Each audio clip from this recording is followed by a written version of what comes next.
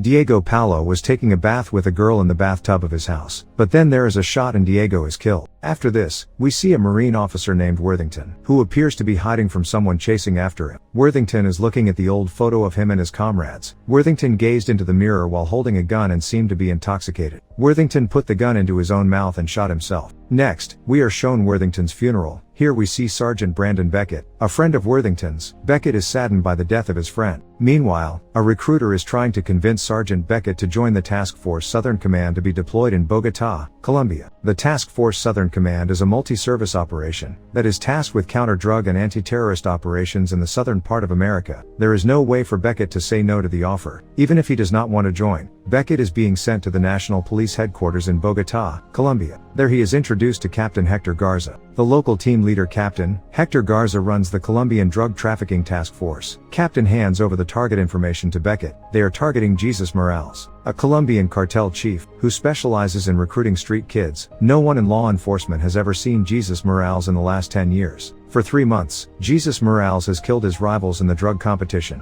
He is also responsible for the assassination of Diego Paulo, Morales' greatest rival. Beckett is now in discussions with Colombian officials on how to effectively capture Morales. Along with this mission, Drug Enforcement Agency, where Agent Kate Estrada is also assigned for this mission. Estrada declares a change of plan. Beckett tries to break the ice by saying he has to undertake recon work like drone analysis and topographical inspections before they continue with Jesus Morales the following day. Agent Estrada clearly states that they must either imprison Jesus Morales or kill him. On the other hand, Beckett goes for a stroll with Agent Estrada. Out of the blue, she asks Sergeant Beckett direct questions about whether he intends to join the mission or is just forced to do so. Beckett states that he does not wish to accept the position of hunting Morales. However, he is unable to do so. Then Agent Estrada suggests Beckett gets some rest before tomorrow's hectic schedule. The following day, Sergeant Beckett together with his backup Santiago, are sent to the forest, where they believe Jesus Morales is hiding. From the southernmost ridge, Beckett and Santiago can see the target's farmhouse. Also other members of the squad are also in the forest, but they in a different position to monitor Morales' movement. With Beckett's sniper position confirming all is clear, the squad splits in two and approaches the farmhouse cautiously. The squad smash their way into the farmhouse in an effort to locate the target. Outside, Agent Estrada acts as a lookout. However, a trap bomb is set off when an officer kicks through the door, and the house is destroyed. Many of them sustain serious injuries from the explosion. From Sergeant Beckett's sniper's vantage point, he watches Captain Garza take a bullet to his leg, even as Agent Estrada grabs Captain Garza and tries to cover him. A man holding a sniper known as El Diablo fires another round into Garza's face. Immediately Captain Garza died. Santiago alerts Beckett of El Diablo's location. He aims at the target's location,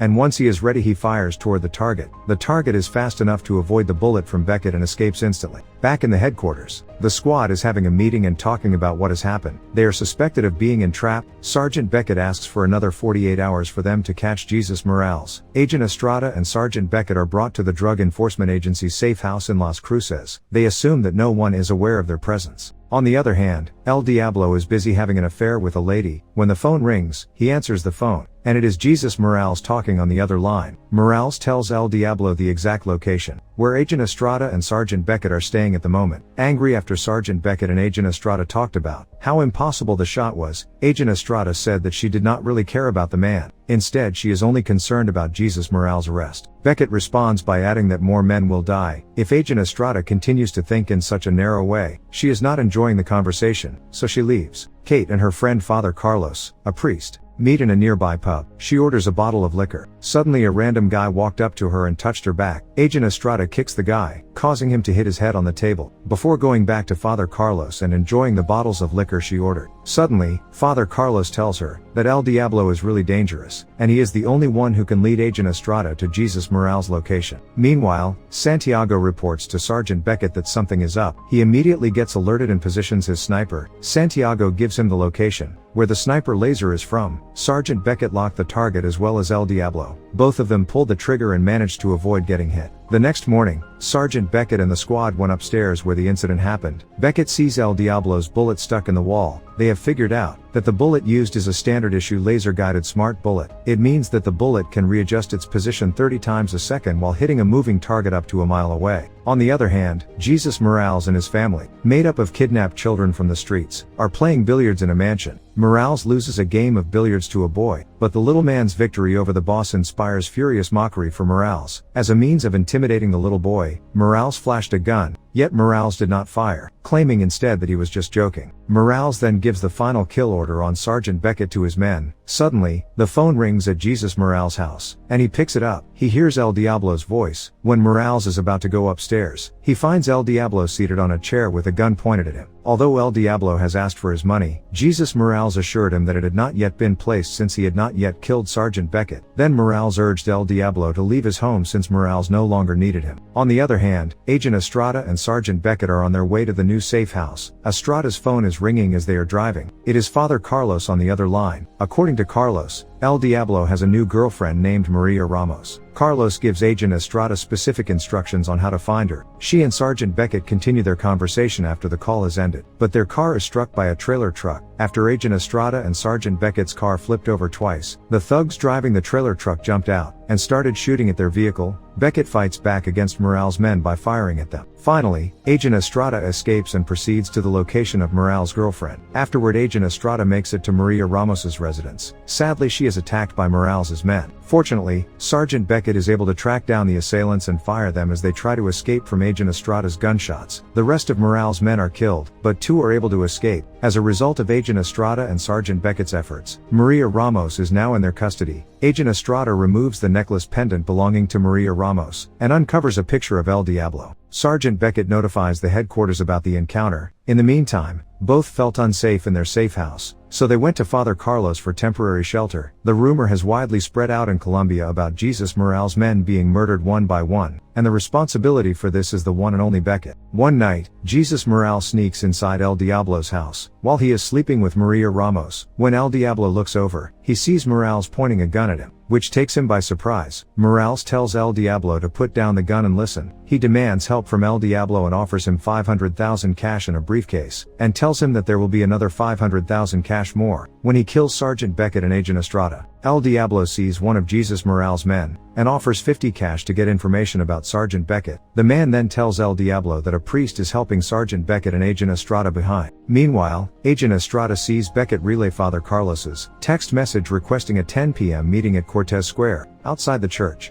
Agent Estrada tried several times to get in touch with Father Carlos, but was now unreachable. Something doesn't seem right, so she and Sergeant Beckett go to Father Carlos' location immediately. They reach the chapel and believe that El Diablo might be lurking nearby. Agent Estrada and Sergeant Beckett go to look for a place where they could set up the sniper, and Beckett starts scoping until they see a truck arriving and hanging Father Carlos on a tree as a trap. El Diablo is also ready to pull the trigger once Agent Estrada and Sergeant Beckett show up. When Agent Estrada finds Father Carlos hanging from a tree, she becomes alarmed and attempts to rescue him. Sergeant Beckett, however, intervened and urged her not to go out, saying that he was aware of El Diablo's plans. Sergeant Beckett cuts the rope around Father Carlos's neck with a gunshot. When Beckett fires and misses, he tries again. The rope is successfully cut, but El Diablo has discovered their location and opened fire. The bullets from El Diablo don't even scare Agent Estrada and Sergeant Beckett. Now that he is no longer hanging from the tree, Father Carlos is free to die at the hands of El Diablo's bullet. People in the suburb are saddened by Father Carlos's death, and attend his funeral the next day. Aside from Agent Estrada and Sergeant Beckett, there is a few more law enforcement personnel present at the funeral. However, Jesus Morales' men noticed them. They drew Sergeant Beckett's eye as one of Jesus Morales' guys ran to give information. Beckett gives chase and eventually apprehends the guy. This individual is made to feel responsible for the death of their priest. To put things right, Sergeant Beckett approached the man and asked for his assistance in finding Jesus Morales. This man said he couldn't help Sergeant Beckett and Agent Estrada because he was afraid he won't make it through the night